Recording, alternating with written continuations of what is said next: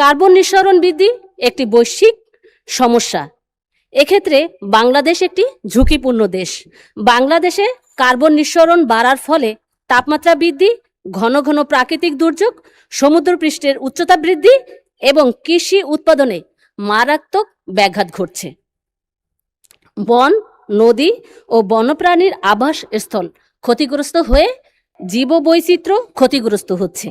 এছাড়া জলবায়ুর পরিবর্তনজনিত কারণে বিশেষ করে উপকূলীয় অঞ্চলে বসতবাড়ি হারানো মানুষের সংখ্যা দিন দিন বাড়ছে এবং সার্বিক অর্থনীতি ও জনস্বাস্থ্যের উপর বড় ধরনের নেতিবাচক প্রভাব পড়ছে। বিশ্বের মোট কার্বন নিঃসরণের প্রায় 24% আসে পরিবহন খাত থেকে। আর বাংলাদেশে পরিবহন খাতে বছরে প্রায় 11.6 million ton carbon die oxide নির্গমন হয়, যা মোট জাতীয় কার্বন নিঃসরণের 9%। এর মধ্যে প্রায় 70 থেকে 90% আসে সড়ক পথ থেকে, যেখানে ডিজেল চালিত বাস ও ট্রাক সবচাইতে বেশি দায়ী। ভবিষ্যৎ প্রজন্মকে রক্ষা করার জন্য গণপরিবহনে জীবাশ্ম জ্বালানির পরিবর্তে বৈদ্যুতিক বা পরিবেশ বান্ধব জ্বালানির ব্যবহার নিশ্চিত করতে হবে। বিদ্যুৎ উৎপাদন বাড়ানোর মাধ্যমে গণপরিবহনকে পর্যায়ক্রমে বিদ্যুৎ চালিত যানবাহনে রূপান্তর করতে হবে।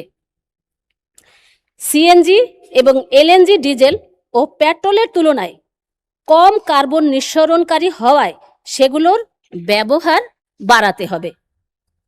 স্থায়ী সমাধান হিসেবে বায়োডিজেল, বায়োগ্যাস, সবুজ হাইড্রোজেন ও পেট্রোলের সাথে ইথানল মিশিয়ে কার্বন নিঃসরণ কমানোর ব্যবস্থা করতে হবে।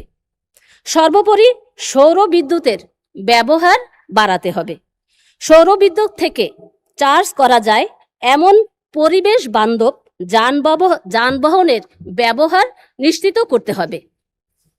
বিষয়টি মানুষের জীবন জীবিকার সাথে প্রত্যক্ষ পরোক্ষভাবে জড়িত এবং অতীব জরুরি। জনগুরুত্ব সম্পূর্ণ বিধায় কার্যকর ব্যবস্থা গ্রহণের জন্য আমি মাননীয় সড়ক পরিবহন ও সেতু মন্ত্রীর দৃষ্টি আকর্ষণ করছি। ধন্যবাদ মাননীয় স্পিকার।